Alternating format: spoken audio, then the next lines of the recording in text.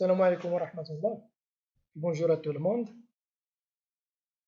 Pour cette séance, cette séance concerne la continuité du module béton armé qui est destiné à la filière génie civil première année. Au cours de cette séance, on va entamer le premier chapitre. Donc voilà le premier chapitre. Caractéristiques mécaniques des bétons et acier. Donc le béton armé, c'est un mariage entre le béton et l'acier. Donc l'étude du béton armé consiste d'abord à la connaissance des caractéristiques de chacun des matériaux constituant le béton armé, à savoir le béton et l'acier. Donc c'est l'objectif de ce chapitre. Voilà. Donc premièrement, on commence par les caractéristiques des bétons. Définition du béton. Qu'est-ce que c'est que le béton? Le béton est un matériau complexe obtenu en mélangeant dans des proportions convenables des granulats, sable, gravier, cailloux ou pierres concassées, en ayant généralement du ciment et de l'eau de gâchage. Donc le béton, c'est un mélange de ces trois composantes. Mélange des granulats, ciment et l'eau. Donc pour les adjuvants ce sont des produits chimiques qu'on ajoute au mélange pour améliorer une qualité. Donc le rôle des adjuvants, c'est pour améliorer les qualités du béton. Voilà. Donc le ciment est défini par son type. Donc les types de ciment, il y a des ciments Portland, ciment alumineux, etc.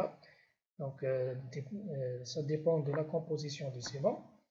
Et par sa classe de résistance qui présente des indications sur la résistance à la compression à 2, 7 et 28 jours d'âge des mortiers normalisés à base de ciment. Exemple, donc exemples de type de ciment.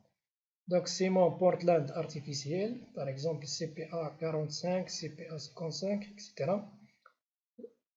Ciment Portland composé, les CPG 45, CPG 55, etc. Ciment de litier ou clinker. Voilà.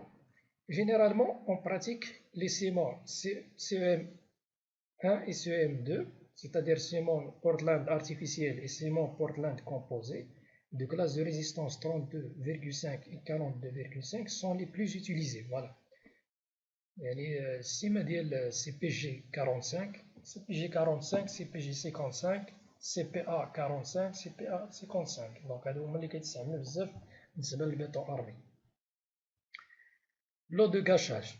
L'eau de gâchage est la quantité d'eau totale ajoutée au mélange sec du béton. Il est nécessaire pour l'hydratation du ciment, réaction entre le ciment et l'eau. L'eau entre en réaction avec le ciment.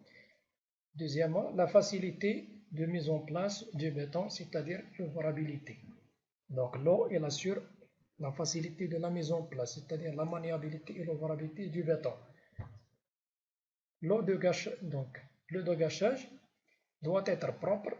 La quantité d'eau introduite dans la composition du béton influence sa résistance et son ouvrabilité.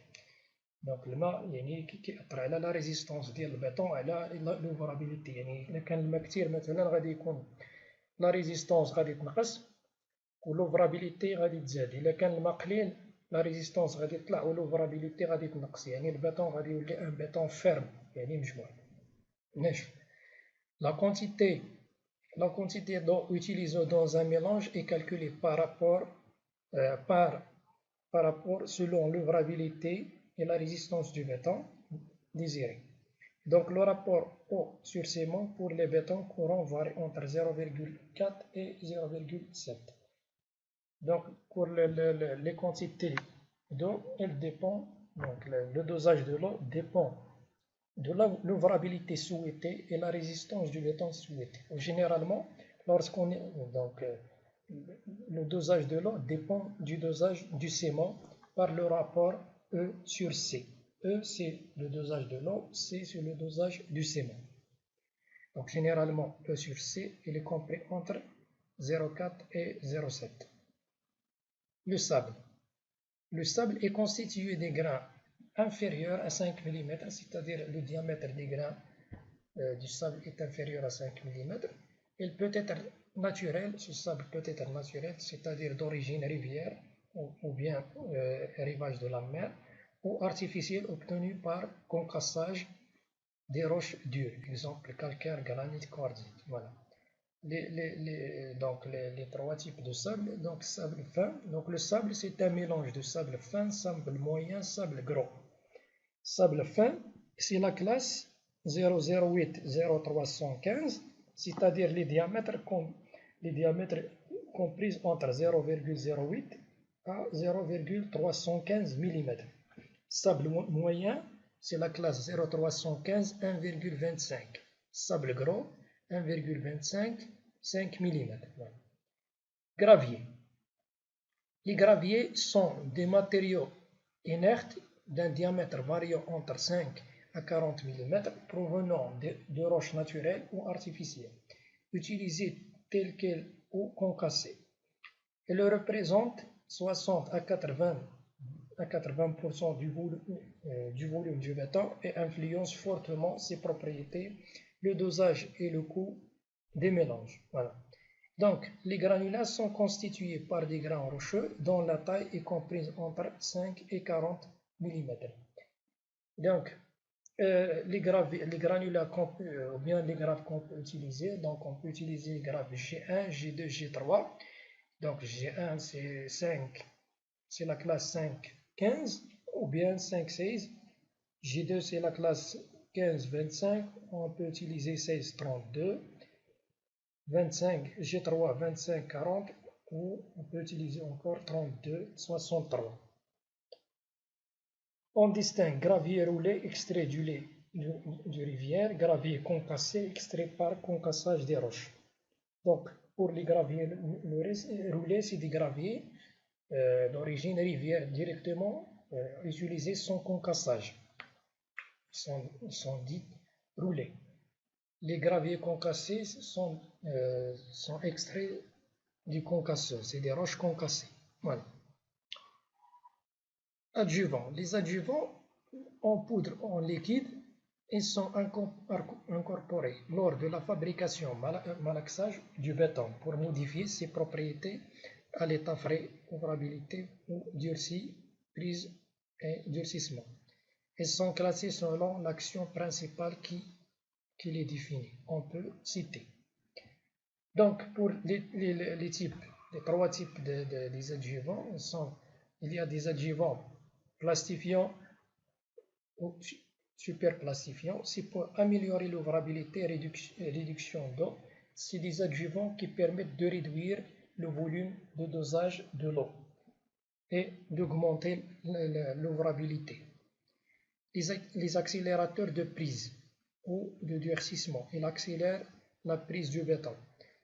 Ils sont utilisés en période hivernale, c'est-à-dire pour assurer un décoffrage rapide, etc. Le retardateur de prise ou de durcissement utilisé en période de temps chaud ou béton de masse. Voilà. Le retardateur il permet de retarder le durcissement et la prise du béton. Voilà. Exemple d'une composition d'un béton courant. Voilà, donc dosage ciment 350 kg, dosage du sable 450 litres, gravier 750 litres de gravier, donc l'eau 180 litres. Le rapport ici c'est E sur C est égal à 0,51. Donc, revenons au mélange. Donc, le mélange du béton frais fait prise et solidifie, c'est-à-dire il devient solide, puis il durcit, il devient dur et résistant. Donc, le béton, il nous intéresse, donc le béton pour béton armé, il nous intéresse surtout dans la phase où il est dur, c'est-à-dire à la phase où il est dur, c'est-à-dire ce qui nous intéresse c'est sa résistance, c'est la résistance du béton. Voilà. Donc اللي كيهمنا في البيتون هو la résistance ديالو, يعني اللي كيكون dur. Voilà. Donc la résistance du béton dépend essentiellement de la qualité du ciment. La résistance dépend de la qualité du ciment et, donc, et le dosage du ciment, le dosage en eau. Le dosage du ciment مع الماء il influence la résistance du béton, donc c'est-à-dire le rapport E sur C. Et l'âge du béton compté en jours. Donc l'âge du béton ou العمر ديال البيطون اللي كنحسبوه بلي jours. Voilà. Donc on commence par la résistance à la compression. La résistance du béton à la compression, elle est notée à la G, est notée FCJ. Donc la résistance qu'on note F, C c'est la compression, J c'est l'âge du béton, l'ombre du béton. L'unité c'est mégapascal. Le mégapascal c'est méganewton sur mètre carré. C'est 10 à la puissance 6. Pascal c'est 10 bar. وحدة ديال بار 10 bar. Donc le mégapascal c'est 1 tonne par mètre carré. La résistance, donc la résistance à la compression augmente avec l'âge du béton jusqu'à atteindre une valeur presque constante à l'âge de 28 jours. Elle est notée FC 28 jours. Donc la résistance du béton يعني كتزاد مع l'âge ديال البيطون حتى كنوصلوا l'âge ديال 28 jours كتولي presque constante. Donc كنعتبروها تقريبا constante et c'est la valeur maximale de la résistance à la compression du béton. Elle est notée FC 28 jours. Donc la courbe qui donne la progression de la résistance en fonction de l'âge. Dans les cas courants, pour l'établissement des projets, le béton est défini par FC 28 jours. Donc la résistance caractéristique du béton, c'est FC 28 jours. Donc FC 28 jours, c'est la résistance réglementaire. C'est la résistance réglementaire pour la réalisation des ouvrages et des projets. Voilà. Donc FC 28 jours, c'est la définition du béton. On définit toujours le béton par sa résistance à la compression à l'âge de 28 jours. Voilà. Exemple. Donc FC 28 jours est égal à 16 mégapascal, 20 mégapascal, FC 28 jours est égal à 25 mégapascal, etc. Donc, classe de résistance du béton. On va dire les classes de résistance suivant la norme européenne. Donc, pour la classe B16, le béton B16, la résistance FC 28 jours supérieure à 16 mégapascal, l'utilisation d'ILO, c'est utilisé en béton armé. Dosage minimum en ciment de 100 kg par mètre cube. B25, la classe B25, c'est FC 28 jours supérieur à 20 mégapascal. C'est un gros béton. C'est un béton de remplissage pour rattrapage du niveau, utilisé surtout en fondation. Donc, dosage minimum, c'est 300 kg par mètre cube. B25, la classe B25, c'est FC 28 jours supérieur à 25 mégapascal. Donc, c'est un béton armé. Donc, B16, B20, c'est des bétons non armés. Donc, le béton armé qui est de B25 le foc. Le béton armé à partir de B25. Béton armé, dosage minimum 350. B30, c'est un béton utilisé, donc béton armé en élévation. B40, c'est un béton à haute résistance, utilisé par exemple pour des ouvrages spéciaux ou bien pour le béton précontraint. Donc les dosages, le dosage doit être supérieur à 400 kg. Voilà, bien sûr en fonction de la classe du ciment et à justifier par une étude appropriée par le laboratoire. Voilà. Donc l'étape suivante, mesure de la résistance à la compression. يعني كيفاش كنعبروا هاد la résistance à la compression. Donc باش كنعبروا la résistance à la compression كيتسمى l'essai d'écrasement ou bien l'essai de compression du béton. Donc la résistance, elle est mesurée sur des cylindres droits de section S est égal à 200 cm², c'est-à-dire diamètre est égal à 16 cm et ayant une hauteur double de leur diamètre, H est égal à 32. Donc ça c'est une éprouvette cylindrique. Donc la résistance du béton mesurée sur des éprouvettes cylindriques, c'est des échantillons sur forme cylindrique. Voilà. Donc ces cylindres sont pris au cours c'est-à-dire lorsque le béton est encore frais,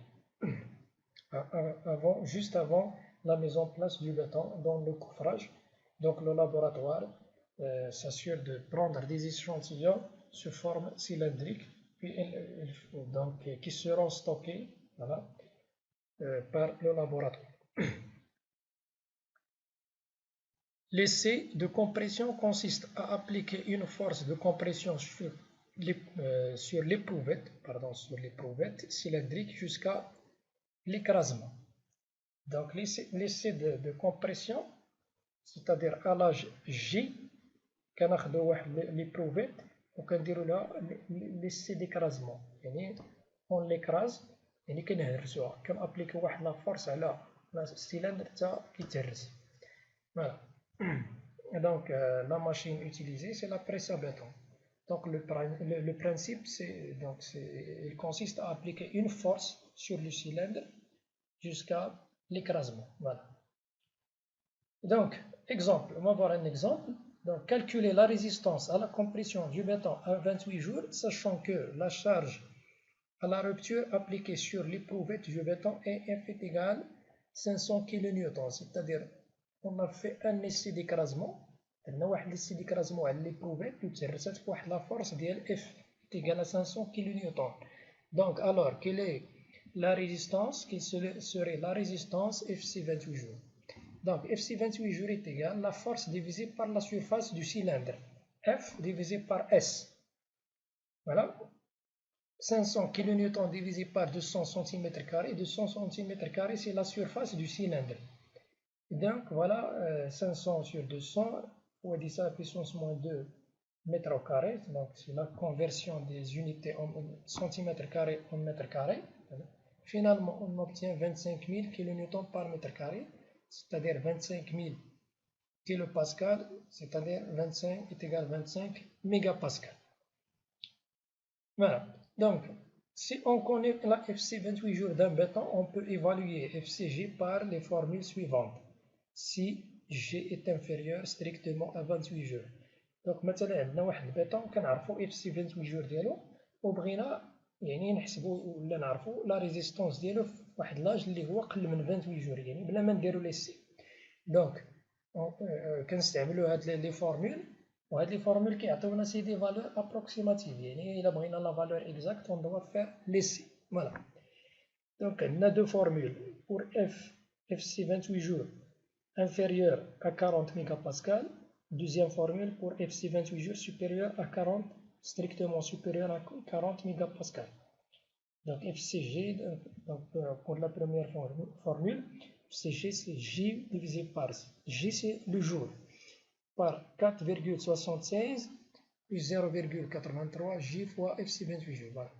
On va voir un exemple. Donc exemple, pour un béton FC 28 jours est égal à 25 mégapascal, calculé à l'âge, la résistance à l'âge de 14 jours, FC14. Donc FC14, application numérique, 14 sur 4,76 plus 0,83 fois 14 fois 25. On obtient 21,4 mégapascal. C. La résistance à l'attraction du béton, FTJ. Donc la résistance à l'attraction, elle est notée FTJ. T, ça veut dire traction, J, c'est l'âge du béton. La résistance à la traction du béton à G jours est déduite de celle à la compression par la relation. Donc, traction, la compression par cette formule. FTJ est égal à 0,6 plus 0,06 FCJ. Exemple, pour un béton de FC 28 jours est égal à 30 mégapascal. La traction est FT 28 jours est égal à 0,6 plus 0,06 fois 30, on obtient 2,4 mégapascal. Voilà.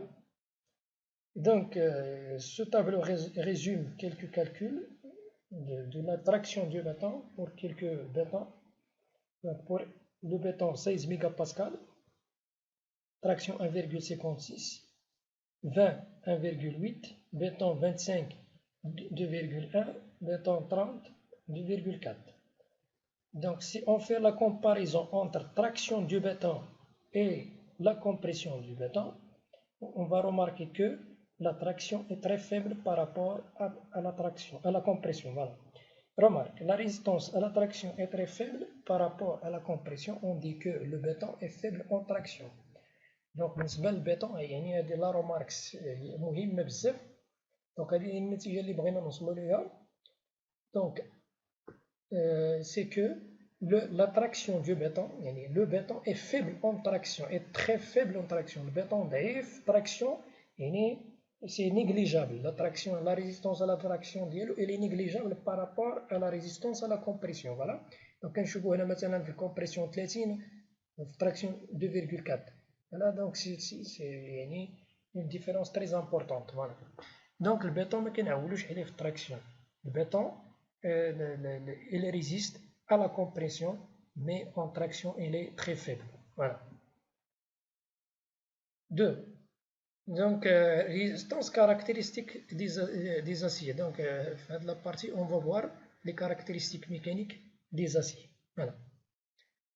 Contrairement au béton, l'acier possède un comportement identique en traction et en compression. Les caractéristiques mécaniques des aciers sont donc contrairement au béton, بالنسبة للأسي ما عندوش هو مشكل عنده بحال التراكسيون بحال الكومبريسيون le comportement ديالو il est en compression il est identique à son comportement en traction. Voilà, c'est-à-dire la résistance caractéristique des aciers en traction c'est la même, voilà, par rapport à la résistance en traction en compression. Voilà. Donc les caractéristiques mécaniques des aciers sont la limite élastique Fe, unité mégapascal, le modèle d'élasticité longitudinale E est égal à 200 mégapascal. Donc, les caractéristiques, on va les voir par la suite. Les caractéristiques mécaniques, المميزات ديال l'acier هما هاد جوج Fe و le modèle longitudinal. مازال غادي نشوفهم من بعد. Voilà. Donc, comme شفنا في البéton, compression et traction, غادي نشوفوا pour les aciers la compression et la traction des aciers. وغادي نبداو بالتراكسيون ديال لي زاسي لان البيطون عنده الكومبريسيون مزيانه عنده المشكل في التراكسيون. دونك غادي نشوفوا لي زاسي اون تراكسيون اي اون كومبريسيون. دونك ils sont identiques. Diagramme déformation contrainte, essai de traction et de compression. Voilà, donc on va voir une simulation de l'essai de traction. L'essai de traction consiste à appliquer une force F sur une éprouvette de longueur initiale L0 et de section S. Donc on a maintenant une éprouvette en acier, طول ديالها L0 و section ديالها S. On va يعني l'essai ديال التراكسيون غادي نابليكي واحد لا فورس F على هاد l'éprouvette ديال l'acier يعني حتى كتقطع jusqu'à l'écrasement. Donc, la contrainte de traction, on calcule la contrainte de traction par la formule sigma S est égale à F sur S. Et la contrainte, la pression de traction appliquée sur l'éprouvette, il y a la force divisée par la section. Newton divisé par mètre carré, F divisé par S. Et on définit la déformation de l'acier. Déformation de l'acier, c'est-à-dire تشوه ديال l'acier, la déformation de l'acier. C'est noté epsilon S. C'est delta L divisé par L0. Delta L, c'est allongement, cas de traction. Les cas de traction, on a allongement. Allongement, ou 2. Ou raccourcissement, cas de compression. Les cas de compression, on a raccourcissement, ou تقلص. Voilà. Déformation, voilà, vers la fin, c'est delta L divisé par L0. La courbe contrainte, sigma S, déformation, epsilon S. يعني في هذا l'essai كنتراسيو لا كورب ديال الكونترانت سيغما اون فونكسيون دو ديفورماسيون وكنحصلوها تقريبا على هاد لا كورب. هاد لا كورب اون بارتي droite et une partie voilà presque courbe et presque horizontale. Voilà, donc il est constitué de deux domaines, déformation élastique et déformation plastique. Donc la modélisation de cette courbe, voilà. Donc la modélisation كتعطينا هاد الدياغرام هادي. Donc ça c'est le diagramme réel, ça c'est le diagramme de calcul, diagramme modélisé. دونك دياغرام كونترانت. دونك هذاك الدياغرام الاول هذا كيعطينا تقريبا على هذا الشكل، يعني كنرجعو بحال هذا الشكل، يعني سو فورم دو دروات. دونك traction ici, traction ici, c'est la compression. La traction et la compression, c'est les mêmes. Voilà. Donc, si on remarque la courbe, il est constitué de deux droites. Donc, cas de traction, droite OA. La droite OA, c'est le domaine élastique, ou bien c'est le domaine des déformations élastiques.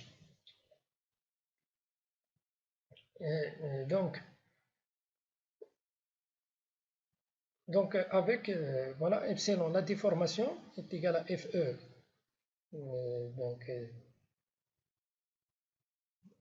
Ici, il manque l'équation de la droite. Voilà. Donc, on définit FE, voilà, donc la limite élastique. Donc, epsilon S est égal à FE divisé par le module longitudinal, c'est le point FE. Voilà, c'est le point A. Pardon, voilà, ça c'est le point A. Donc, ça c'est le point A. Donc, avec E est égal à 200 000 mégapascal, module longitudinal d'élasticité, FE limite élastique en mégapascal. Donc, FES, le module longitudinal, c'est la pente de la droite OA. C'est la pente de la droite OA. FE, c'est la fin du domaine élastique. La fin du domaine élastique. Voilà. C'est pour cela qu'il est dit limite élastique. C'est la limite du domaine élastique. Donc, qu'est-ce que c'est que le domaine élastique ou bien déformation élastique? C'est-à-dire réversible. Les déformations sont réversibles, non permanentes. C'est-à-dire si la contrainte est annulée, l'éprouvette revient instantanément à sa forme initiale. Donc, شنو هو élastique؟ يعني élastique مثلا كان appliquer la force على l'acier وكيديفورما، يعني كيوقع ليه الونجمون. ملي كتمشي لا فورس، الا حيدنا لا فورس كيرجع ليطا انيسيال ديالو، كيرجع للطول الاصلي ديالو ال زيرو، يعني بحال لاستيك. دونك كما كنقولوا في الدارجه لاستيك، الا كتجرف لاستيك كيتمدد، يمكن الا طلقتيه كيرجع كما هو، الا مشات لا فورس كيرجع. فوالا هذا الدومين الاستيك. دونك لاسي عنده واحد الدومين الاستيك اللي هو او ا، يعني في الدياغرام لا ليميت ديالو هي هاد لا فالور. لا ليميت هي هاد لا فالور اللي في النقطة أ وكنسميوها اف او. وبالنسبة لا بونت دو لا دروات أ، لا بونت ديالها سي او اس، سي لو موديل لونجيتودينال d'élasticité.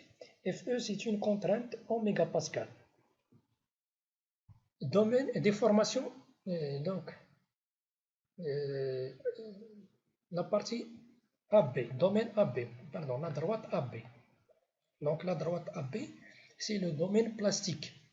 AB d'ordonnée sigma S égale à FE, c'est le domaine plastique, c'est-à-dire déformation plastique irréversible, permanente.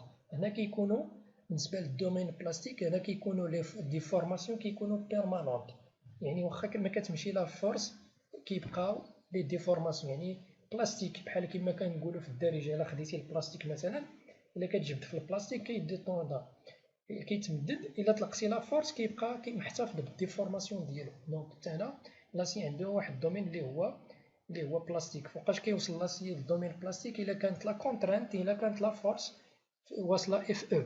فوالا. دونك يعني هاد اف او سي اون كارactéristique ديال لاسي، سي اون كارactéristique pour l'acier. Il exprime la résistance de l'acier, la résistance caractéristique de l'acier. Et donc, cas de compression, diagramme symétrique à celui de l'attraction par rapport à O. La compression, c'est la même chose. On a FE, les mêmes valeurs, le diagramme c'est le même. Au lieu de l'allongement, on a raccourcissement, tout simplement. Voilà. Conclusion. On définit donc la résistance caractéristique de l'acier comme étant sa limite élastique FE. Voilà, donc c'est l'objectif de l'objectif. La résistance caractéristique de l'acier est la limite élastique FE. هي اللي كتميز l'acier. Voilà. وهاد FE عندها نفس لا فالور في التراكسيون ونفس لا فالور في الكومبريسيون، ماشي بحال البيطون اللي عنده هو لا ريزيستونس على كومبريسيون كبيرة بزاف على لا ريزيستونس à la traction.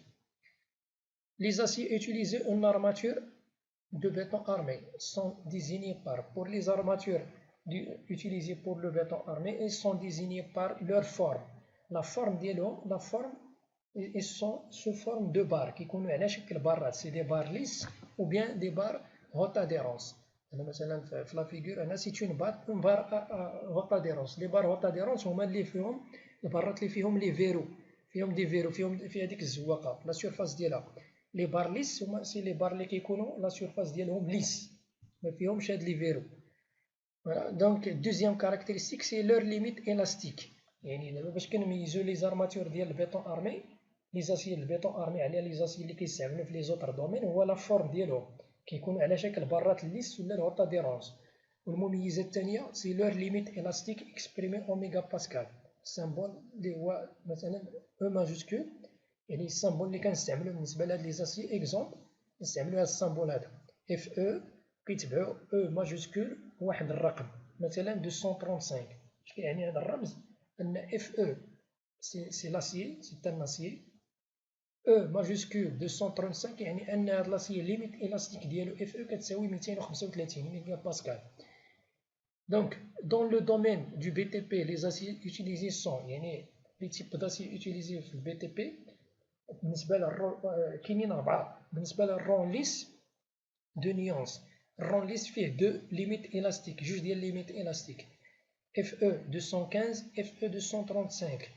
دونك ملي كنقولو اف او 215 سي ان رون ليس، سي ان اسيي ليس. La limite élastique ديالو FE est égal à 215 mégapascal.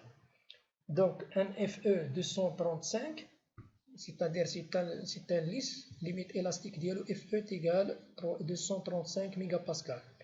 Les barres à haute adhérence de nuance 400-500. La haute adhérence fait deux limites élastiques, 400 et 500. Les aciers sont livrés en barres de 12 mètres et 15 mètres dont les diamètres nominaux sont les suivants. دونك البارات كيخرجوا من اليوزين بالطول ديال 12 متر اي لي ديامتر ديال 6 8 جوسكا 40. ملي كنقول مثلا ديامتر الباره ديال 12 سيتادير ديامتر دو لا بار ايت ايغال ا 12 ملم. Finalement, donc le béton 3, le béton armé. Donc le béton armé, donc pour pallier à la faible résistance du béton en traction et sa fragilité en lui associer les armatures en acier. Donc بالنسبه للبيطون يعني البيطون عنده واحد المشكل في التراكسيون الي فيبل اون تراكسيون.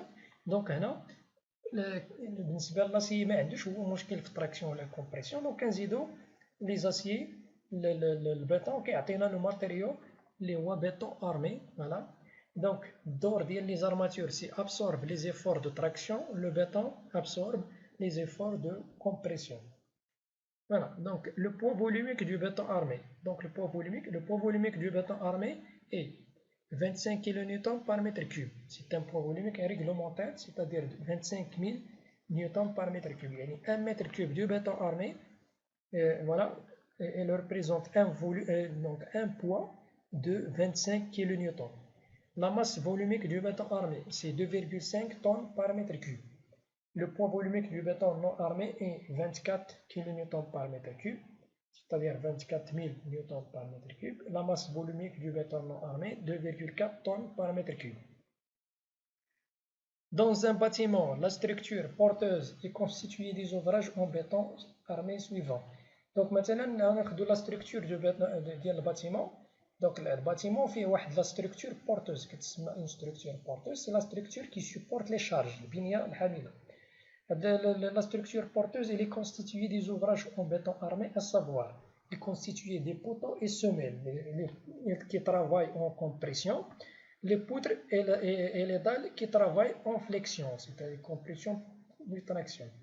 Donc les poteaux et les semelles c'est des ouvrages verticaux, les poutres et les dalles c'est des ouvrages horizontaux. Donc la flexion, qu'est-ce que ça veut dire la flexion? Donc la flexion, par exemple, si on prend une poutre sur deux appuis, voilà, et on applique une charge au-dessus de la poutre. Voilà.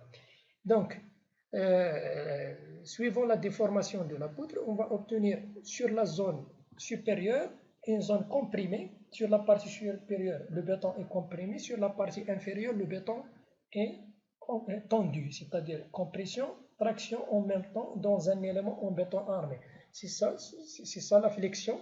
Donc la flexion, lorsqu'il y a la compression d'un côté et la traction de l'autre côté pour un élément en béton armé. Donc l'exemple de la poudre. Voilà, donc ça c'est un dessin. Donc ce dessin contient les différents ouvrages en béton armé dans un bâtiment, tels que par exemple les longrines, les semelles en béton armé. On peut avoir des voiles en béton armé, surtout en sous-sol. Donc les poteaux en béton armé, des poutres en béton armé, la dalle, les consoles, des voiles, poteaux, etc. Voilà. Et donc on arrive à la fin de ce chapitre. Et donc le chapitre qui va suivre, on va parler des règles sur le béton armé, donc les dispositions constructives et les règles BAL. Voilà, et bon courage à tout le monde.